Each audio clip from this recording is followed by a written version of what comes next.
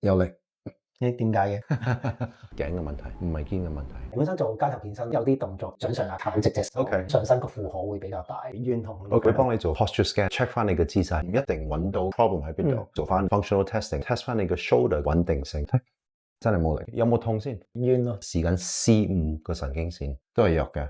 單槓嗰度揈下揈下又轉嘅，右邊膊頭傷。有啲姿勢令到個肩唔穩定，發唔到力嘅，代償緊。係啊，冇力嘅係咪？係向前望。